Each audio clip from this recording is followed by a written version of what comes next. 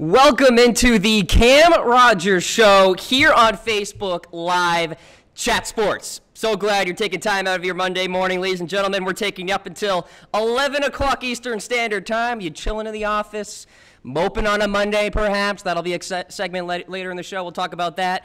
But maybe you have some time to just sit back, relax, enjoy this Facebook Live show that we are going to go through for the next hour. A lot to discuss across the sporting world. I'll be starting off with my opening rant talking about the Ezekiel Elliott suspension/not suspension and the ensuing NFL appeal which was just announced today following that court ruling out of Texas. So a lot to get to in regards to that. The Moping on a Monday segment. What has you crying, maybe perhaps moving a little slowly in the office today? Was it Le'Veon Bell? Was it Tom Brady with 0 touchdowns in that Thursday night game against the Kansas City Chiefs? A couple other options as well. We'll talk about who perhaps has you moving a little slowly today on your Monday morning. And then later in the show, we'll talk about our Totem Pole. So the Totem Pole is a segment where I will be power ranking some topic from pizza brands to, the stereotypical fantasy football player. Today, we're doing the stereotypical sports fans. Yes, we all know them, those annoying people that we can't get rid of. And we'll talk about my top 5. We'll have Kofie Yeboah on the program today. He works for SB Nation, and he is a social media influencer, ladies and gentlemen. We'll have him later on the show. Looking forward to that. Of course, went to the University of Maryland with me, so excited to have him on the show. And then later, the final word, the Monday Night Football picks. Yes, we have a double header here today. We have the New Orleans Saints and the Minnesota Vikings battling each other out. And then on the West Coast, of course, the Denver Broncos taking on the Los Angeles Chargers. That's something you have to get used to this NFL season. So we thank you again for tuning into the program. Let other people know you are a part of this show. Brag to your friends. Like the page. Comment. Engage. We want to hear from you throughout the program here today. You can follow me on Twitter at Mr. Rogers99 if you want to write me a little love letter, perhaps on email. You can email me cam@chatsports.com. And again, I demand your participation. I want to hear from you, so please do reach out. It is Monday, September 11th, 2017, and the only proper way to start off this show is to thank the people who have served, the people who are serving, and the people who will serve in this great country. We thank you, thank you, thank you very much. We will never forget that day back on September 11th, not too long ago. I certainly remember it back when I was in first grade. So again, we thank you to all of the service people out there. We thank all the firefighters, the first responders, the police officers who are out there day in and day out, making our streets safe and allowing people like me to have some show about sports. It's a beautiful thing, and we thank you very much about that. So let's get right into my opening rant here. The Ezekiel Elliott suspension/not suspension for now, I guess, because we had the breaking news last week, of course. The NFL wanted to suspend Ezekiel Elliott for 6 games. That doesn't look like it's going to happen for now. So what happened was Ezekiel Elliott appealed. It went to a Texas court. U.S. District Judge Amos Mazant ruled that Ezekiel Elliott could have his temporary restraining order. And he tacked on the injunction. What does that mean in legal terms? Well, Ezekiel Elliott obviously played last night against the New York Football Giants. Ezekiel Elliott can play for the future for now, as the court goes through its process in deciding whether or not Ezekiel Elliott should be suspended for 6 games. So the assumption is that Elliott can play the rest of the 2017/2018 campaign if the Cowboys do indeed go to the playoffs. Why? Well, because the court is going to take forever in deciding when/if/other variables if Ezekiel Elliott will actually play in the NFL. And so I think this is just a mess. This is a mess on the NFL. This could be a mess on Ezekiel Elliott if he is indeed guilty. But ladies and gentlemen, we've been following these storylines, these suspensions, for the last couple of years. It's been a PR nightmare. And you look at the timeline here with Ezekiel Elliott. you see the process of what has gone on. Of course, the Cowboys drafted him back in 2016. Ezekiel Elliott's abuser, Tiffany Thompson, reporting 5 instances of violence, physical evidence on her face that she has shown to perhaps indicate that Ezekiel Elliott was forceful with her. We don't know for a fact, but certainly points in that direction. But let's just forget about all that for a second, please, ladies and gentlemen. Think about the NFL's process right now. The NFL has suspended, you may recall, Ray Rice for 2 games. The NFL suspended Josh Brown, former kicker for the Giants, for 1 game. They just tacked on 6 games recently, last week. Really a non-story because the guy doesn't even play anymore. You remember the Greg Hardy situation where people were drawing comparisons between Greg Hardy's 4-game suspension and Tom Brady's 4-game suspension, where Tom Brady got suspended for deflating footballs, perhaps, more probably than not, was the language. And Greg Hardy, it was clear he was abusing a human being, and he got the 4 games. And people were drawing those comparisons there. Okay, so here's argument number 1. Should the NFL dive into domestic violence cases when the court system does not prosecute that perpetrator, perhaps perpetrator?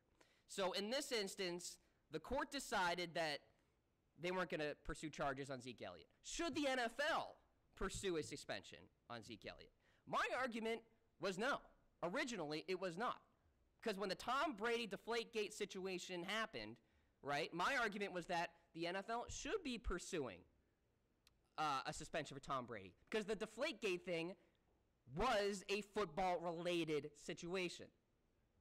Greg Hardy's situation was not on the field related.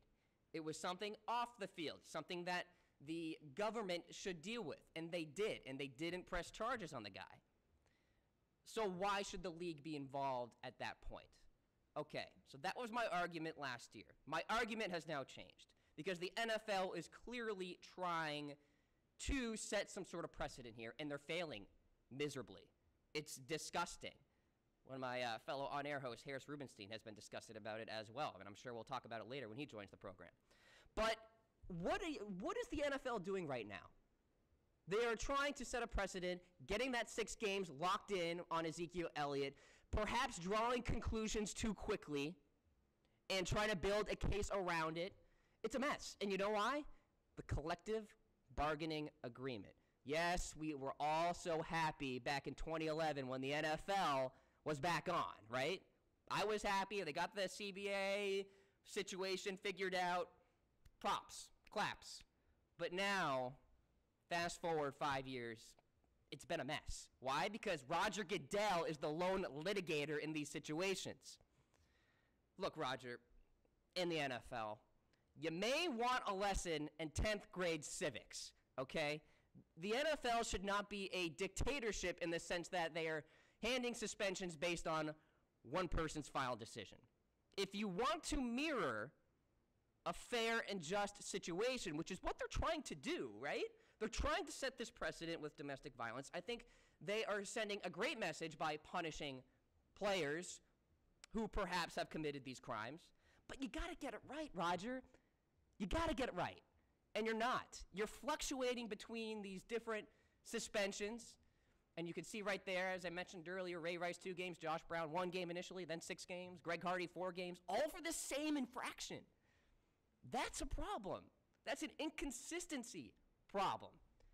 And it's something that the NFL is going to have to address going forward because if they don't, they're going to be a laughingstock in terms of deeming these suspensions. By the way, Tom Brady is probably just absolutely beside himself right now because Deflategate was such a big deal.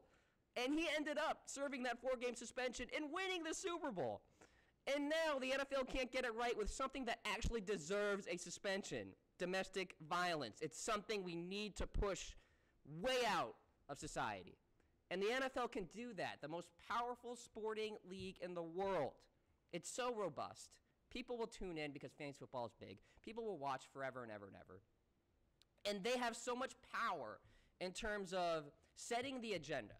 And one of the pieces that the NFL should set is that this is a league that does not tolerate domestic violence. It doesn't. And Roger Goodell is failing at delivering that message. And going forward, he's going to have to be more consistent. And you know what? He's going to have to review the collective bargaining agreement. And he's going to have to reach his hand over to the other side, to the NFL Players Association, and say, look, this has been a nightmare, which it has. And I am willing to adjust in terms of how we deem a suspension in terms of domestic violence. I am willing to adjust the process at which we investigate these situations, right? Because as I mentioned, it's almost like they come to a conclusion because they want to fit some narrative and then build a case around it. You got to do it right. You got to do it right. And so with Greg Hardy, I mean, that was clear as day. With Ray Rice, of course, there was visual evidence. Ezekiel Elliott is a little tougher because we don't have the visual evidence other than Tiffany Thompson's bruises and marks, which indicates some sort of problem. I mean, she reported 5 instances of domestic abuse. I mean, who makes that up? Who makes that up? So I do believe there is some actual validity here in the fact that Ezekiel Elliott could be guilty. He could be. Because we have the Tiffany Thompson statements, the visual evidence, the pictures, and so there is some validity to that. But the NFL could screw it up because they don't know how to go along with these investigations. They don't know how to go through a proper process. And why is that important? So if there are flaws in a process at which you lead to a suspension, that's such an easy appeal for the player. I mean, think about it. Oh, my God, you have one lone litigator and Roger Goodell. Like, Texas court, do you see this? There's a problem with this. That's probably what Ezekiel said in his hearing and what his attorney said. Look at this. You have Roger Goodell ultimately just laying down the suspension with a flawed case, a flawed process, a lack of intelligence, a lack of education in 10th grade civics, as I said. And so it's so easy for the courts to just say, all right, we'll grant you the temporary restraining order. You can go out and play football. Let us figure this out. Oh, and by the way, we'll do the injunction as well. So we'll give you even more time to play in this upcoming season. So I just think it's an absolute mess.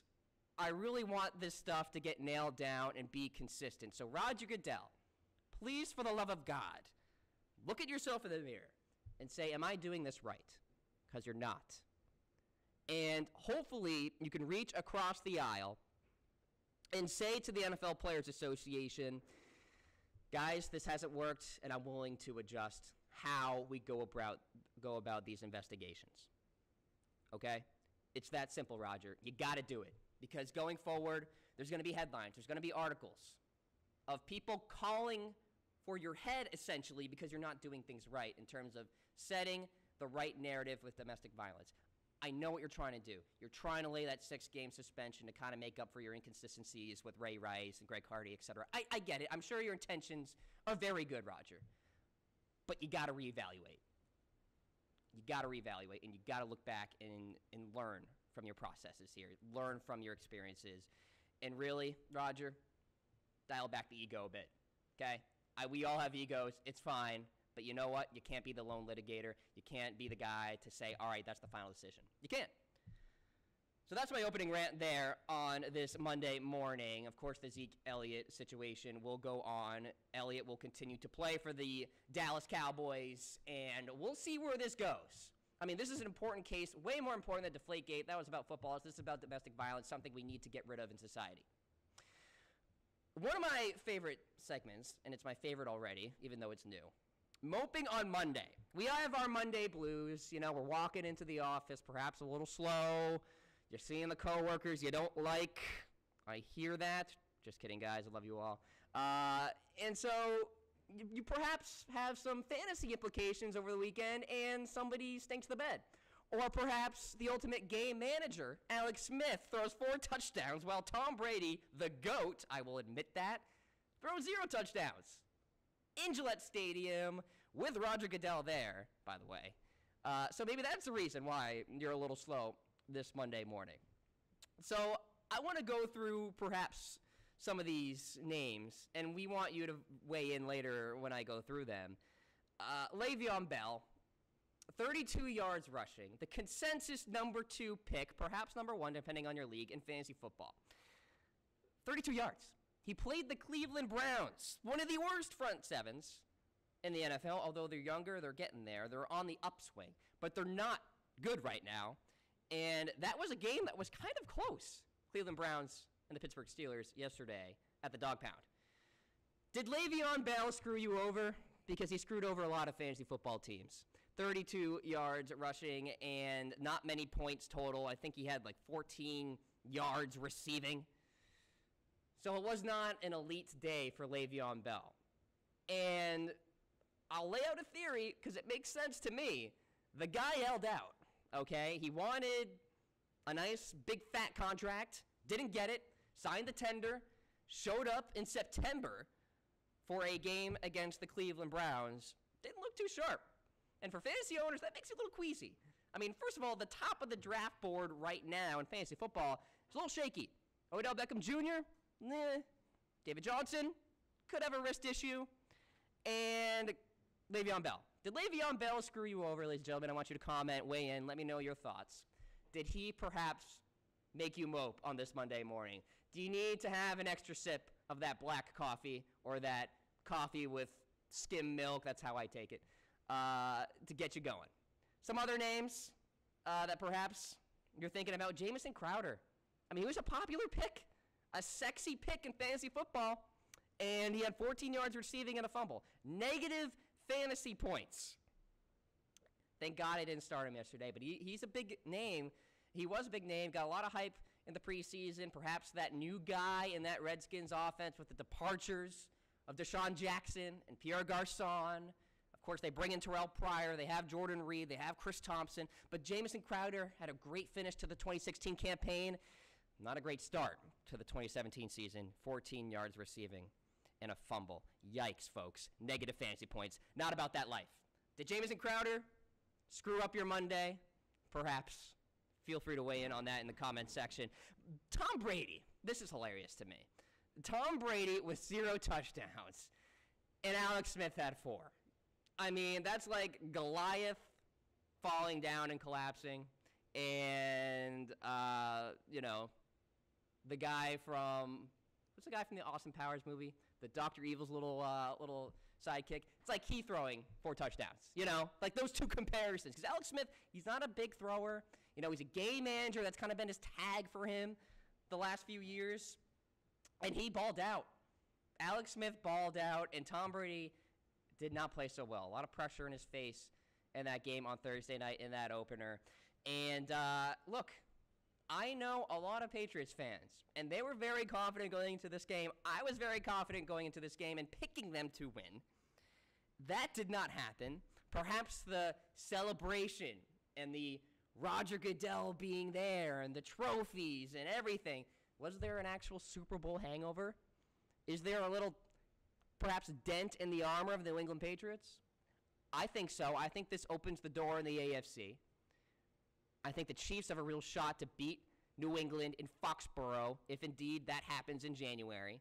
Heck, the Chiefs could get home field advantage that time, and then I'm definitely favoring the Chiefs over the Patriots. That could open the door for Baltimore, who played very well yesterday. My Baltimore Ravens, Joe Flacco jersey sitting right here, beating the Cincinnati Bengals at Paul Brown Stadium. So, side tangent there in terms of the Patriots and the AFC, with the door being a little open, but it's true. But the comparison between Brady and Alex Smith, it's pretty amazing. And by the way, that's how the NFL works. That's why we love the NFL. Somebody said it yesterday in the office. That's why we love the NFL, because we just don't know what's going to happen. And especially in fantasy. Everybody's starting Tom Brady in that game. Not many people are starting Alex Smith. And I mentioned the Cincinnati Bengals. Do the Cincinnati Bengals have you moping on this Monday morning? Because that makes me happy.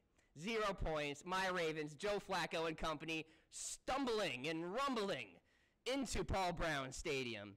Well, I guess I shouldn't say stumbling because they weren't hungover or anything, but they went in and won that game 20-0. I was very happy. So, I want you guys to weigh in terms of who has you moping on your Monday. Is it Le'Veon Bell? Was he on your team this past weekend in your starting lineup and he stunk up the joint? You react with an angry face Tom Brady's performance last Thursday night, you react with a wow face. Jamison Crowder, you can laugh because it was a laughable performance. And then the Cincinnati Bengals reacting with a sad face because that was indeed a sad, sad effort on the part of the Cincinnati Bengals. They didn't even practice, it seemed. Andy Dalton, the best player for the Baltimore Ravens, as Mike Preston of the Baltimore Sun put it. 4 interceptions in that game and a fumble. The Ravens' front seven really went to work in that game. So certainly react throughout the show and vote right now in terms of who really has you. Hashtag moping on your Monday because, look, there are problems in the NFL. I mean, there was some pretty bad play yesterday. And going forward, we're going to have to see some better games out of these players because really, I think the Patriots and the Chiefs were the only two teams, or the only game, I should say, that had real fantasy implications. Mike Gillislee, Kareem Hunt really balled out, Tyreek Hill. Not a lot of big performances. Los Angeles Rams played well against the Colts yesterday, so that defense got a lot of points for me. But other than that, I mean, not a lot of big headliners with great performances yesterday in fantasy football. All right, so I'm, by the way, not moping on this Monday because the Ravens won, so I'm very happy about that. We're going to hit a break here on the Cam Rogers Show. Coming up on the other side, I got my guy, Harris Rubenstein. We're going to go through today's Totem Pole, power ranking the most stereotypical sports fans. You can't miss this. Stick around.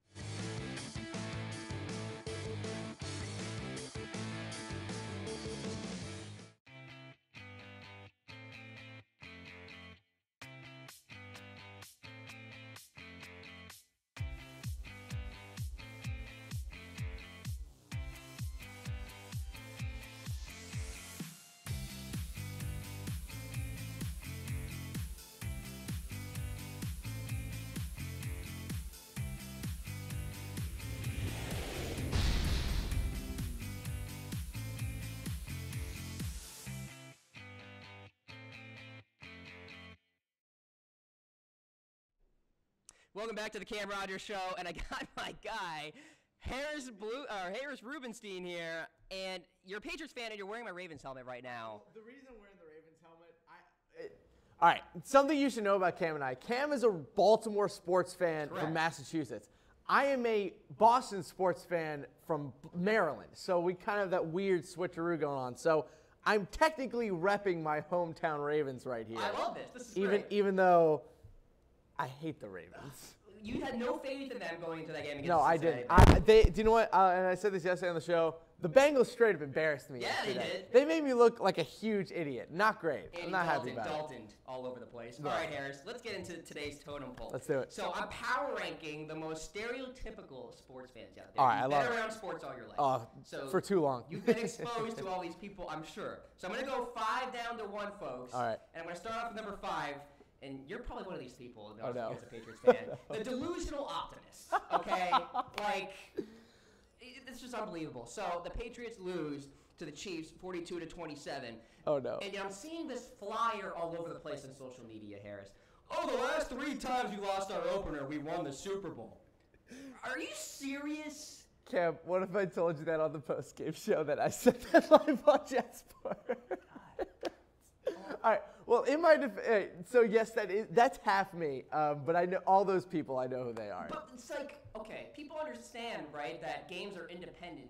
Seasons are independent of one another. Belichick said that actually. He's like, I don't want to hear about 2003 or 2004. This is 2017. This is a different team, a different season. Please, somebody take a statistics course, okay? Correlation, okay? There's no correlation between these seasons and this season. It's the gambling theory, the idea that just because something happened before means that it's going to happen again. It's the hot hand fallacy in basketball, that just because he's making a lot of shots means he's going to make the next one. And I call it a delusional optimist because, look, that's a concerning game for the Patriots, Yep. okay? I mean, they did not show up in that game at home at Gillette Stadium. And and I'm surrounded by Patriots fans, and I hear it all the time. And Patriots fans, I'm not just pointing at you. There are many delusional optimists out there. There are Cowboys fans. Cavs fans. Yeah. So, okay. So it's not just you, but that just stuck out of my mind with that flyer, seeing that there. I'm like, really? That's going to help you sleep at night? You know what? I got to say one thing, though, Cam. You are also a victim of this. You have a Joe Flacco jersey on our table right now. He's elite. He's an elite quarterback, okay? Oh. Anyway. Number 4 here, the fantasy-only guy who has no team, okay? So, quote-unquote, I just like following all teams. Go NFL. Is that a shot at Mitch? That's a bit of a point at our own Mitchell Rents here at Chat Sports. You know what? I have a add-on to that guy. Yeah. How about the guy on Twitter who thinks that everyone cares about his fantasy team? So he starts tweeting everyone, my fantasy team is great, here are my pictures of my team. That guy as well. Ladies and gentlemen, very important lesson here. Nobody cares about Nobody cares about your fantasy team. Except Mitch Matthew might. Berry. Matthew Berry cares. And Mitch cares. Yes. If you want to find some actual fantasy insight, Mitch will help you. But other than that, no one cares. No one cares. So just stop, okay? Just stop. By the way, this also falls in line with the person who wears the Andrew Luck jersey one day and the Zeke Elliott jersey the next. Like that guy. You know, you're at college and you see different jerseys, different dates. It's like, dude, where are you from? There was a picture. There was a beautiful picture yesterday on Twitter of a guy wearing a Jay Cutler Dolphins jersey with a backwards Michigan Wolverines hat. Where are you from? Explain this, Harris. Where are you from? That's so weird. Okay, this one you can probably agree with. Okay. Number 3, the GOAT hater who has no reason to hate other than success. Yes. Oh my God. You know, yes. so LeBron James, Tom Brady. I give Tom Brady flack, but you know what? He's not a guy you should hate. No. This is my problem I have with people that don't like LeBron James. All right. There are so many big-time stars in basketball that suck, that are just bad people. LeBron James, since he was 18 years old, with all the craziness goes on in the NBA, one wife, great family, never in problem with the law, never arrested, raises money for people. Eats healthy. The worst thing he ever did was make a television show about where he was going to go play basketball, and that raised $4 million for the Boys and Girls Club of America. That's right. You're right. That's a mistake. Yeah. I don't get it. Why? People choose to hate greatness. Do you know what, Cam? People just hate greatness because they're jealous. They're jealous. People are jealous of LeBron James. So is it a coping mechanism? I'm trying to understand people who do Has this. to be. You know? It's stupid. Why hate on LeBron James instead of just sitting around and watching him be probably the second greatest basketball player ever? Shouldn't people just live in the moment, like you were saying? Just enjoy. Enjoy it. Like Peyton Manning all those years. I wish that I wish that I didn't hate Kobe Bryant as much when he was playing. I really don't, because it blinded me from the fact that the dude was a boss. Just an absolute, just cold-blooded killer. But I was so biased against him because I hated him so much that it didn't allow me to recognize, all right, this is probably the second best pure scorer of a guard ever in basketball. I don't understand. Accept greatness and enjoy it, because it doesn't come around often. Okay, is it okay if we get annoyed by these players, though? That's okay, right? Yes, you can get annoyed. Tom Brady annoys me. Tom Brady's very annoying. Yeah. As a Patriots fan, I'll admit that Tom Brady can get very annoying in terms of a public figure. But as a football player, when are we ever going to see another Tom Brady? There's never going to be another mind like his in the NFL. It's just like how you're never going to get another arm like Dan Marino's, or you're never going to get the mobility of Michael Vick again. Just appreciate athletic greatness. Bottom of the hour here on the Cam Rogers Show. We are in our new Dallas studio. It's a beautiful 72 degrees here, and it's a good one this Monday morning. Absolutely. 10:30 on the East Coast here. Let's get to number 2 on this totem pole. The boozer who doesn't make it out of the tailgate. Now, I've been to many Maryland tailgates. Oh, boy. I went to University of Maryland, went to all those football tailgates, and I had those friends who just couldn't make it. They couldn't make it to the game. I went to Emerson College, for everyone that's watching. We don't have a football team, Cam. So, you still tailgated, though. All right, we tailgated. A little bit. Quidditch games were kind of like tailgate. I went to a couple Boston College tailgates. I got to say, though, the cool thing about tailgates, even though, man, everyone's wearing all their cool gear. I remember I went to a Boston College tailgate. This guy was wearing, these maroon and, I don't even know what, I guess, gold, crazy plaid pants. And, I love it. It's so cool. But I know plenty of the boozers can't get going. It's like the person who pre-games before you go out and is too drunk to go to the bar. Well, yeah. I mean, here's the deal. For a 1 o'clock or a 12 o'clock game, an L. You know, there's the kegs and eggs at 6 a.m. First of all, why are you drinking that early? No. I don't want to drink you. No, I can't. It's too much alcohol. Especially if you drank the night before and you're hungover, you don't want to look at alcohol. It's just I have another person to add to that for the boozer who drinks too much. The opposite side of that, the person who comes to a tailgate and only drinks cider. because cider's yummy. It's good. You know, if you're enjoying like a nice meal and you don't want something too heavy, drink a cider. But man, if you're at a tailgate, drink a beer. Mix in a beer, maybe a shot or two Patron. Come on. Yeah. Coors Light, a Bud Light, Natty, like drink a beer. Don't be drinking that cider. A football game is so much more fun when you are slightly inebriated. People bringing Angry Orchards to tailgates. Oh, yeah. Come on. Oh, yeah. No. That's soft. That's a little soft. Not great. All right, let's get to number one here. Let's do it. I mean, this one probably annoys you too. The Compulsive Corrector. Yes. Now, we're actually pretty intelligent in terms of our sports knowledge. I feel that. But we get corrected sometimes too. You're sitting enjoying a game, ladies and gentlemen. You mentioned Derek Carr threw this many touchdowns last year, and some annoying person to the left of you goes, well, actually. And it's just like, dude, really? You killed a mood. And you just get smoked out of the room at that point. You get roasted. You're dead. You can't come back from that. Especially if it's a group chat deal. You're done. And people will always see it on demand. They'll see that text message and just roasted. I'll give this shout out to our own Tom Downey, who's kind of our in-office just savant of sports statistics. He doesn't just randomly correct. He will just kind of, here, I'm the compulsive corrector. Joe Flacco is a good quarterback. Did you see it? He was so bad yesterday. But no, Tom is the kind of guy who will, if you ask him a statistic, he'll instantly know it and like kind of throw it back at you. But he won't just kind of like sit there and like snicker you. Well, it's all about tone, right? And delivery. You know, I mean, if you're nice about it and you're helpful about it, then fine. But like if it's habitual and you continue to do it, and it's like, dude, all right, relax, we get it, Hardo. Yeah, and in terms of Hardo, Mitchell Renz knows like how many points Le'Veon Bell put up in Week 6 of last year in the first half. Like it's insane. Like I don't know where he keeps it all. It's crazy. I don't know if he doesn't keep it in his hair. It's nuts. I don't know what happens. So we want you to weigh in, of course, ladies and gentlemen. Feel free to comment in the section below. Who annoys you among your sports friends, if you will? Are there people that compulsively correct you? I mean, do you have that boozer at that tailgate who just does not make it to the game and you roast him about it at 5 o'clock in the afternoon when he's passed out? Like, I mean, who's really driving you nuts in terms of some of your sports fan friends? I mean, I'm sure you have a couple out that jumped out at you as we went through this list here. It's the Joe Flacco jersey. It's the Joe Flacco jersey, yeah.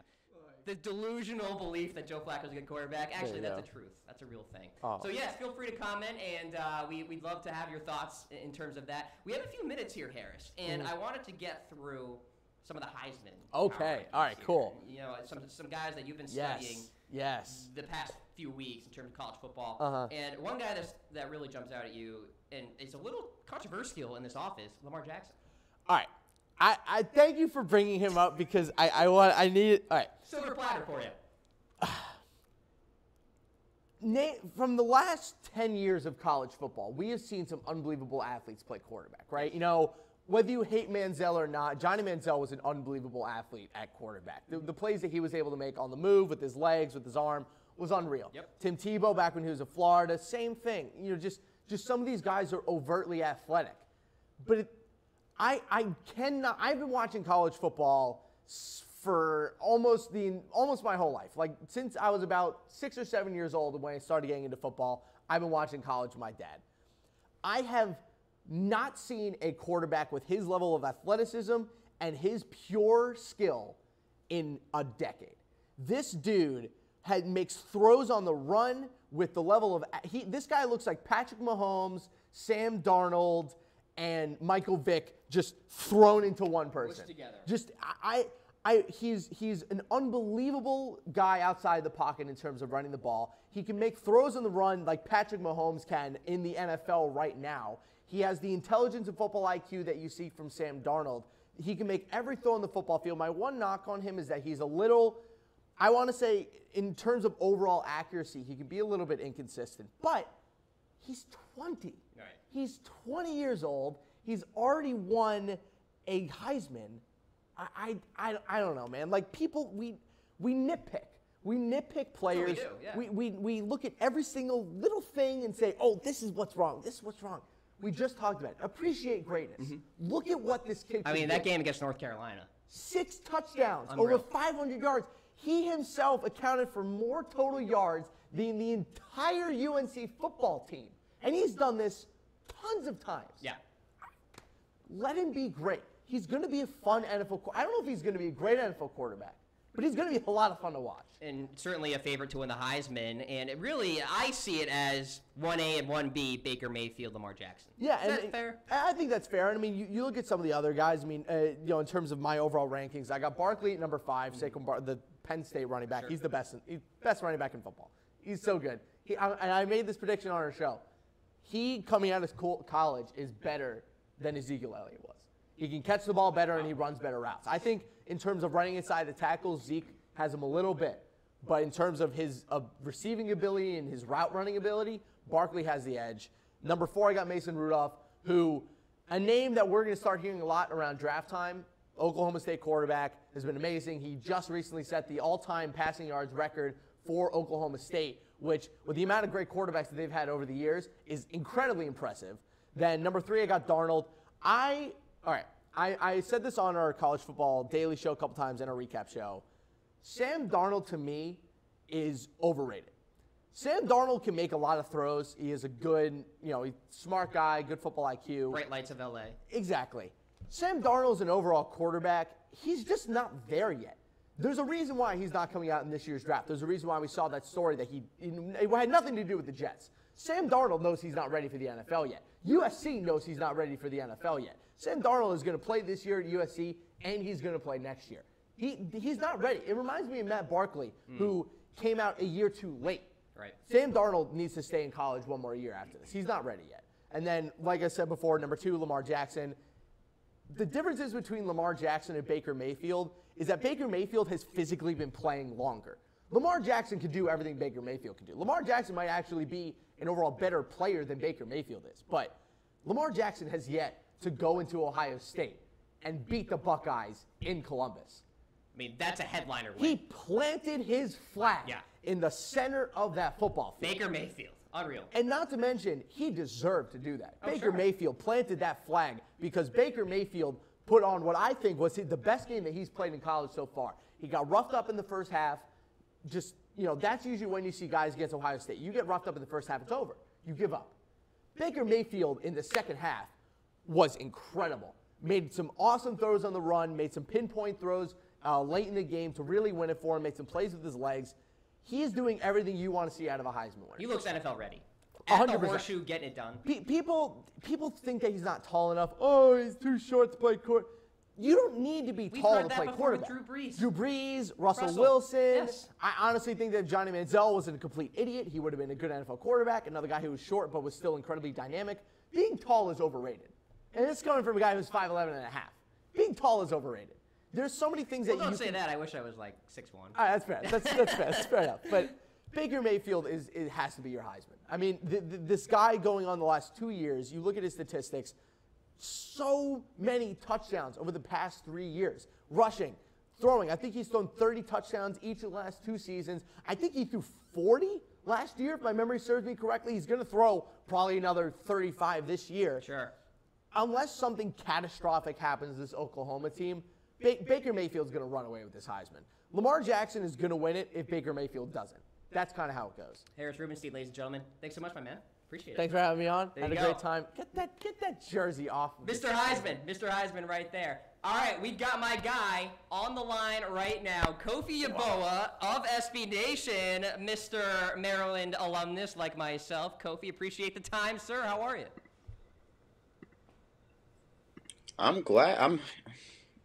I am fine. How are you? Kofie, what time did you get up today, buddy? Like 5 minutes ago. No. Dude, you were How you hanging in there, man? Yeah, well, I really appreciate you taking the time, and we have a lot to get to, of course, with the NFL, a big weekend for you with college as well.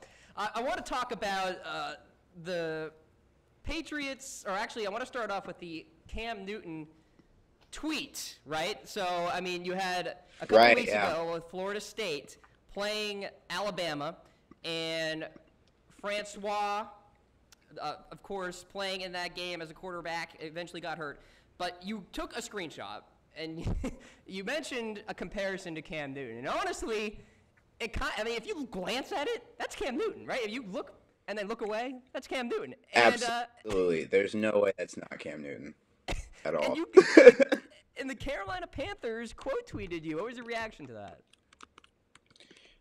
Well, here's the funny thing is that I didn't see the Carolina Panthers quote tweet until. Here's the funny thing. I didn't see the Carolina Panthers quote tweet until the next day. Right? Yep. And like I woke up and I was like, okay, this tweet was doing fine. And then I go to and I see just like 4,000 retweets, 12,000 likes, and I was like, wait, what happened? And so I looked up on my verified tab, and the Panthers were like, oh yeah, if it was Cam Newton, they would have won the game. And I was like, oh wait, I'm caught in the crossfire of this. This is pretty crazy. Like, and so I was getting, and you know how when you get a quote tweet, you get all these replies and stuff. Sure. And now people are like, oh yeah, he's and then they're like, oh, this is in poor taste. Delete this. He got hurt for like out for the season. And I was just like, okay, now I just feel bad that I'm just a part of this thing that's like not my dialogue. But you were literally just making an innocent comment, right? Just an observation, whatever. Yeah, I was like, this is Cam Newton. Like, this is crazy. So, yeah. Something that really jumped out at me, Kofie, was your tweet during the Patriots-Chiefs game, and it was a trio of screenshots, right? So it was Michael Irvin and the NFL preview show on NFL Network all picking the Patriots. Then you have that Tom Brady angry face. And the third picture is a Chiefs defender with his tongue out just like happy. And that got 427 retweets, 771 likes, and basically, I mean, for all intents and purposes, went pretty viral. I mean, it's a funny series of tweets, or of screenshots, I should say, because you just don't get that angry Tom Brady face with a scoreboard that says 42-27, Kansas City leading. When you, like, go through your process of putting this stuff together, this content together, because you're an expert at it, does this just kind of come to your head, like, oh, I want to put this together? What is your thought process? I feel like I just have like a weird mind when it comes to social media, and I think that's just what makes it different. And I feel like more relatable to a certain demographic of people. So whenever I come up with an idea, I'm like, oh hey, why don't I just put these two together? Sometimes words aren't necessary, and I think that I did no caption because I wasn't trying to like go 100% at Patriots fans. It was just I just wanted to put 3 images together, and then I'll have NFL fans fight for those, because you don't really need much to stir up controversy between NFL fans. It's like not at all. You just need to put pictures, and then you just sit back and then watch the work happen for you. Like that's the best part of the season, man. It really is the best part of the season. Honestly, there's so much truth to that, Kofie, and actually last night I tried dabbling a little bit in your world, so I put up a couple of videos, and if you just use like a couple of hashtags, they get like automatic retweets just like that, you know? And yeah, because it's just because people love their team so much. Yeah. Like, it's crazy. Talking with Kofie Yeboah here of SB Nation, good friend of mine, went to the University of Maryland. Shout out to the Philip Merrill College of Journalism. Kofie, you're a Bengals fan. I can't help but mention here, Andy Dalton, 4 interceptions, my man. I mean, he stunk up the joint. What is your reaction to that? That didn't happen. That's a great way to go about it. But as a Bengals, yeah, that's a really great way to go about the whole entire season today. I mean, this year. Here's the thing. I woke up at 2 because I work nights. So I was like, okay, I have a shift at 4 to 12 covering NFL, social media, stuff like that. So I was like, all right, here's what I'm gonna do. I'm not gonna watch any game until I get on shift, right? So I wake up and I see my phone. I'm like, fine, I guess I'll check out this Bengals score. And I see Andy Dalton had 3 picks in the first quarter, and I was like, oh, this is just the only way to start the season as a Bengals fan. And I tweeted this yesterday. I was like, you can't really insult a Bengals fan because we're all dead inside. Like, we've heard everything. Like, you can't. We have to watch Andy Dalton play football every week. Like, there's nothing you can tell us that will just set us off, because like we've heard everything. It's just all hollow inside, right? You know, it's just. Yeah, No. all the playoff games where we lost, like every almost every way imaginable, like we've heard everything. Like there's nothing else. When I saw the 28-3 Falcons thing, I was like, I saw symptoms of a Bengals game like midway, and I was like, Right. this is, I'm sorry guys, but I know you guys are winning by like 21, but you or 25, but you're not winning this game. You just had that feeling like this is too good to be true, and I was just like, as a Bengals fan, like I saw it coming. Like I'm sorry, it's just what it is, you know. You knew it was coming, no doubt about it. Before I let you go here, Kofie, you have your power rankings of stereotypical sports fans for your totem pole, and we want to go through them here one by one, 5-1. And of course, I went through mine earlier in the show, and I'm sure you've been around some crazy sports fans yourself. So give me some stereotypical sports fans. Who you got? All right, so number 5 we have the bad-looking meme teller. You know, it's a screenshot of something that they found on either Facebook, Instagram, put it on Twitter. It looks absolutely terrible, like standard 2010 meme font, and like the joke's been told a millions, and it's a good joke. Like, don't get me wrong, but like it just looks terrible. The So intent is it there, takes right? away from it. Yeah, the intent's there. It's a good joke. Like tell it all the time. Like, oh no, here comes Cowboys fans, or like, Right. oh no, like I get it. But then you look at it and it's like, this is pretty hard to read. And the internet 5 years ago just doesn't always, you know. It's just so that's bad looking meme guy, bad joke meme guy. Number 4 is this player definitely cares about my opinion on the game fan. That is when uh, you see all these tweets like, "Oh my god, why didn't you catch that ball?" Or like seeing and tweeting at NFL players like they're not human beings, also, or tweeting fans as human beings. Also, that's like, I'm not gonna lie, I used to do that when I was younger, but then I grew up and realized that like, hey, like it's not that like serious. I mean, it's football. I mean, like everyone having fun, you know. Number 3 is the hypocrite, Of course. which is like, of course. I mean, and I think number 3 and number 2 are kind of like to like relate. Number 3 is the hypocrite. It's like, oh, my team can do no wrong, but the rivalry, like I'm gonna like just zoom in on everything that my rival has done, and that, I mean, that happens in sports all the time. Yeah.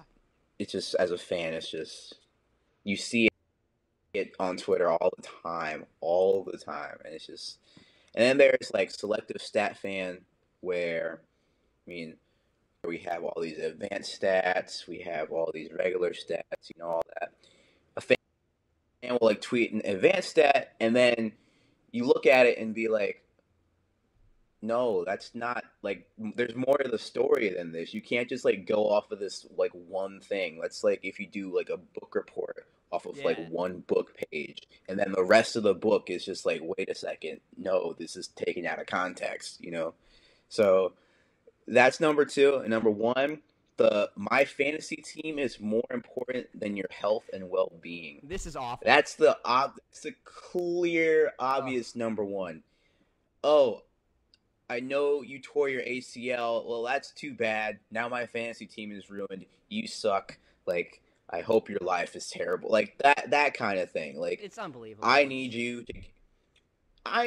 to get 5 touchdowns and then somehow kick 3 field goals because I need to win a bet with Steve from The Office. Like that's kind of out of control. So that's my least favorite stereotypical football fan, and especially online. I mean, in person is different, way different. Yeah, man. I mean, I wish I thought of that one. That one's absolutely brutal because it's just like, dude, There are people that are actually hurt, and you care about your fantasy team right now. PSA from me and Kofie Yeboah on this show, if you are a person who tweets out at players in anger about fantasy sports, please stop. Please stop right now. I mean, that is just a request from us. That's like 6 years ago Twitter. Like if I went through my old tweets, I'd probably be guilty of it. And then like you get older, you go to college, you realize that, hey, this is not the best thing to do to professional grown football players that could probably beat you up in person. So like now is the smartest course of action.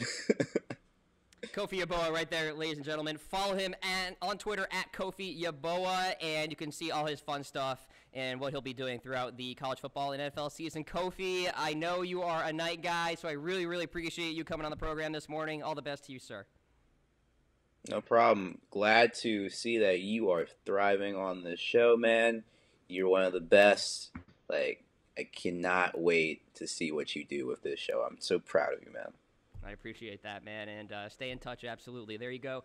Kofie Yeboah on the program on the Cam Rogers Show, and 10:52 on the East Coast, and we'll be doing our final word here on the show. And today we'll be talking about the Monday Night Football games. Of course, we have the Saints battling the Minnesota Vikings, the Chargers taking on the Denver Broncos, and of course we have an NFL show later here on Chat Sports, which will be going through some of those NFL games as well. So we have the Saints taking the Vikings, and this is an interesting game. And I think it's a difference in two types of offenses. You have the Saints, they like to throw the ball down the field. You have Brandon Coleman. You have Willie Snead, although he's suspended for now. We'll wait until he returns. They did have Brandon Cooks, who was a big vertical threat for them last year, so they want to continue that philosophy. But the Vikings, I mean, they're more of a West Coast. Actually, it's a gross offense. Actually, I'll just be honest with you. The Vikings have a gross offense because, first of all, you'll learn, folks, I am a big boy football fan. And what that means is I need to see strength from the inside out, from the line of scrimmage out, okay? I need good offensive line play. I need good defensive line play. And from there, you can branch out and be successful. The Vikings have awful offensive line play, and it's disgusting to watch when you have Sam Bradford in the shotgun the entire game, just slinging the ball around 5-yard slants to the likes of Stephon Diggs, Adam Thielen, etc., Kyle Rudolph. I mean, please. So I actually like the Saints to win this football game. I think the Saints are really a sneaky team in the NFC South this year. First of all, that division's wide open. You saw Atlanta yesterday. They almost blew it against Chicago, a team that stinks. You have the Carolina Panthers. We're not sure when Cam's going to be right because he looked a little rusty yesterday against the San Francisco 49ers. They did go on to win that game, though. And you have the Tampa Bay Buccaneers, who are unproven. They're a sexy wild card pick last year going into the season. Same deal this year. Good defense, good front seven. Jameis Winston, a year older, if you will. So getting those reps in, getting better as a quarterback. But we'll see. We'll see with the Tampa Bay Buccaneers. So I think this division is certainly open for the taking. I think the Saints can really set a tone. If they beat the Vikings in their new stadium, that'll be big. That'll be big. And look, we talk about the Saints and how they struggle on the road. Many times in cold weather, Drew Brees and that offense kind of stalls. The defense has a lot of work to do. They're a little soft. But you can be a little soft in the NFC South and win football games. So I think the Saints are a team to watch out for going forward. I am not picking them to make the playoffs right now. I will, though, have them winning this football game against the Minnesota Vikings. I don't have a lot of faith in Sam Bradford tonight. I don't have a lot of faith in that offense. I'm not really sure how it's all going to shake out with Dalvin Cook. A lot of people liked him in fantasy. I didn't at all. Why? Because you can't run block. I mean, the Vikings can't run block. I don't care who you are. If there is no gap for you to run through, yeah, you can create some yards yourself, but those are going to be 2, 3, 4 yards. You need good run blocking, and that's not going to happen from the Minnesota Vikings offensive line, at least for now. At least for now. And we'll see how they perform in the regular season. The reports are that they've gotten better, but other reports are saying that their pass protection is way better than their run blocking. And that's saying something because their pass protection was not exactly elite last year either. So I like the Saints in this football game. I'm excited to see Alvin Kamara, see how they use him.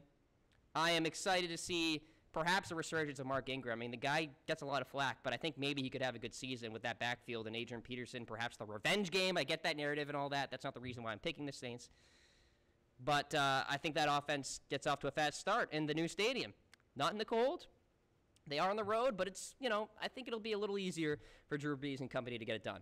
Chargers taking on the Denver Broncos. I have my concerns about the Denver Broncos. I have them finishing last in the AFC West, another division that is wide open. And a lot of people are actually taking the Chargers to make it to the Super Bowl. Okay, I'm not going that far, but I think the Chargers will beat the Denver Broncos tonight. And you'll see my picks up on the screen there. I really like Phillip Rivers this year. I think he's got a lot of weapons to play with. Keenan Allen, please, please, please stay healthy. Please, you're an exceptional talent, and we want you to perform well for the Los Angeles Chargers. So I think the Los Angeles Chargers get it done in Denver at Mile High Stadium. I'm excited about Melvin Gordon this year. I think that offensive line will be better than it was, although they lost Forrest Lamp, their rookie, which is tough. But the Chargers are going to be a force to be reckoned with this year. And I think it starts with the Denver Broncos. They have a fantastic secondary, although minus T.J. Ward now.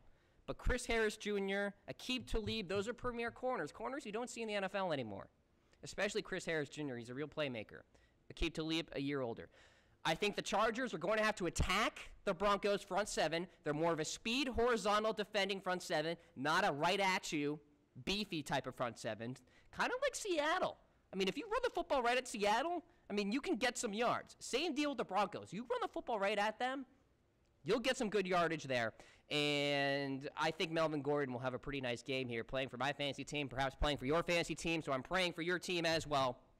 So Saints taking down the Vikings, Chargers taking down the Broncos. It's going to be a wild Monday night in my eyes, and I'm sure you'll enjoy it as well. And we thank you for tuning in to the Cam Rogers Show. I will see you back here, 10 o'clock Eastern Standard Time on Wednesday. We'll have more chat sports content throughout the day today. Of course, our NFL show is coming up later, so stay tuned for that. Until then, I'll see you on Wednesday. Peace.